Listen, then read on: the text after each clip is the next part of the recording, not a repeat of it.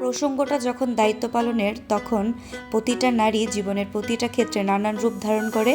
তাই তো আমি মনে করি আমরা নারী, আমরা সব পারি। আজ সারাদিনের ব্লগটা আপনাদের সাথে শেয়ার করছি, তাই একটা লাইক দিয়ে সম্পূর্ণ ভিডিওটি দেখতে থাকুন।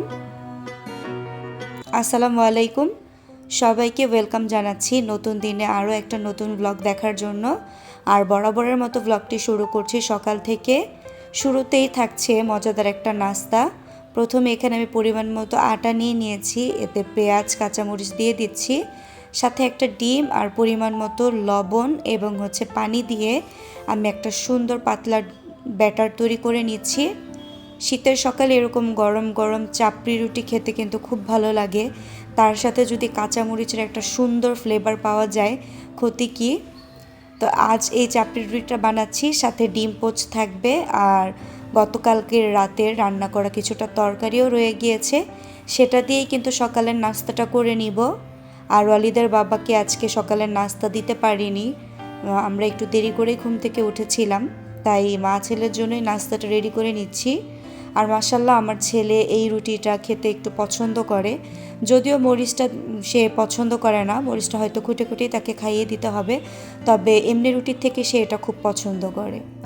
তো এবার ছেলের জন্য একটা ডিম পোচ করে নিচ্ছি, আর সবগুলো চাপড়ি রুটিই কিন্তু বানানো হয়ে গিয়েছে। তো এবার মা ছেলে সকালের নাস্তাটা করে নিব। আর আজকে সকালে নাস্তা বানাতে আসার আগেই আমি ঘরের সমস্ত কাজ শেষ করে এসেছি। আর এই যে সকালের নাস্তাটা কিন্তু রেডি, যেটা খেতে খুবই মজা হয়েছিল। এরপর চলে আসলাম আমার ভালো লাগার জায়গায়, আর এসেই দেখলাম গাছগুলোতে আজকে অনেকগুলো ফুল ফুটেছে। আর এখন যেহেতু শীত চলে এসেছে, ফুল আসাটা অনেকটাই কমে গিয়েছে, আর গাছগুলো বেশ ঝোপালো এবং বড় হয়ে গেছে, তাই ভাবছি উপর থেকে কিছুটা মাথাগুলো কেটে দিব। তো ভাবলাম আজকে এই ফুলগুলো ছিঁড়ে ফেলি এবং অন্য একটা টবে আমি এগুলো লাগিয়ে দিব, এতে করে কালারগুলো আমি সব আলাদা করে বেছে নিতে পারবো। তো আলাদা আলাদা করে একটা টবে আমি লাগাচ্ছি, এতে আমি সবগুলো কালার যখন প্রয়োজন আমি বেছে নিতে পারবো।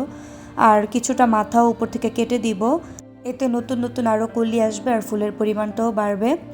আর শীতকালীন গাছের যত্ন নিয়ে আপনারা যদি কিছু জেনে থাকেন, অবশ্যই আমাকে কিন্তু কমেন্টে জানাবেন। তো যাই হোক, ফুলগুলো কিন্তু দেখতে খুব ভালো লাগছিল। আমি বেশ খানিকটা ফুল এখান থেকে ছিঁড়ে নিয়েছি, হাতে নেওয়ার পরে একগুচ্ছ ফুল দেখতে কিন্তু আমার খুব ভালো লাগছিল। আপনাদের কাছে কেমন লাগছে অবশ্যই কমেন্টে জানাবেন। একটা সময় ছিল ফুল দেখতে খুব ভালো লাগতো, তবে সেটা ছিঁড়া এবং কেনার সাহস কখনোই পেতাম না এই ভেবে, কারণ আমি জানতাম যে আমি ফুলের যত্নটা করতে পারবো না, হয়তো বাজার থেকে কিনে নিয়ে আসার পর সেটা নষ্ট হয়ে যাবে। সেই কষ্টটাই কেন জানি আমি সহ্য করতে পারবো না ভেবে কখনোই আমি ফুল কিনতে চাইতাম না, কিংবা গাছ থেকে ছিঁড়ার কথাও ভাবতাম না। তবে এখন তো ফুলের যত্নটা নিতে পারি, তাই এখন ছিঁড়তেও ভয় লাগে না। আসলে যখন মা হয়ে যায় তখন একটা মেয়ে অনেক বেশি দায়িত্ববান হয়ে যায়। আমাদের সন্তানেরা কিন্তু আমাদের কাছে অনেক যত্নের একটা জিনিস, যাকে অনেক যত্নে আমরা লালন পালন করি। একইভাবে ফুলটাও কিন্তু তেমন, ফুলকেও কিন্তু অনেক বেশি যত্ন করতে হয়। আর এই জন্যই হয়তো বাচ্চাদেরকে ফুলের সাথে তুলনা করা হয়েছে। আসলে একটা ভালো ফুল পেতে হলে গাছকে আপনার খুবই যত্ন নিতে হবে, তবেই সেই গাছটা থেকে আপনি ভালো ফুল পাবেন। যাই হোক, আমরা নারীরা আসলে প্রিয়জনের প্রয়োজনে জীবনের প্রতিটা ক্ষেত্রে দায়িত্ব পালন করতে গিয়ে নানান রূপ ধারণ করি। কখনো আমরা মেয়ে, কখনো আমরা মা, কখনো আমরা শাশুড়ি। এভাবে আমরা কিন্তু আমাদের জীবনের প্রতিটা ক্ষেত্রে নানান রূপে আমরা পরিবর্তিত হয়ে থাকি।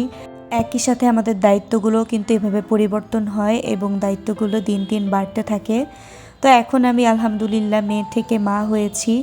এখন আমার অনেক দায়িত্ব, সন্তান থেকে শুরু করে পুরো সংসারের, একই সাথে পরিবারের প্রতিটি প্রিয় মানুষদের জন্যই কিন্তু আমাদের দায়িত্ব অনেক বেশি। তো চেষ্টা করি সেটা সমানভাবে পালন করার, বাকিটা আল্লাহর ইচ্ছা।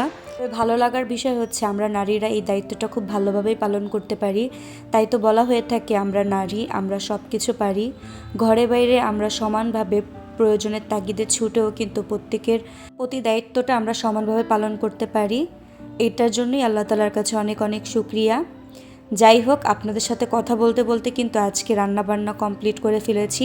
সিম্পল রান্নাবান্না ছিল, মাছের তরকারি আর ভাজি, এটা দিয়ে দুপুরের খাওয়া দাওয়া করে এবার চলে আসলাম সন্ধ্যার সময় নাস্তা বানানোর জন্য। তো আজকে নাস্তা তেমন কিছু বানাইনি, জাস্ট ঘরে ফ্রোজেন কিছু ফুড ছিল, তো সেখান থেকে নাগেটস আর এই যে চিকেন বলগুলো নামিয়ে নিয়েছি। এখন সেটাই ভেজে নিব। আর ভাজাভুজি করতে গেলে সব থেকে যেই জিনিসটা বেশি খারাপ লাগে, তেলের অপচয়।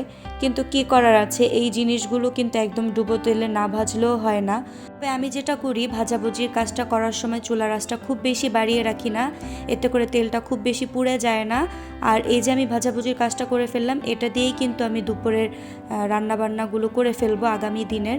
তো দেখা গিয়েছে যে খুব বেশি পোড়া তেল খাওয়া হচ্ছে না, যদিও হয়তো এই বিষয়টাও স্বাস্থ্যসম্মত না, তবে কি আর করা, অপচয় তো করতে পারছি না। তো যাই হোক, সবগুলো আমি নাগেটস এবং চিকেন বল ভেজে নিয়েছি। এবার গরম গরম নাস্তাটা খেতে খেতে আপনাদের কাছ থেকে বিদায় নিব। আজকের ভিডিওর কোনো অংশ যদি আপনাদের একটুকু ভালো লাগে তাহলে অবশ্যই একটা কমেন্ট করে জানাবেন, আর ভুল ত্রুটি অবশ্যই ক্ষমা সুন্দর দৃষ্টিতে দেখবেন। সবাই ভালো থাকবেন, আল্লাহ হাফেজ।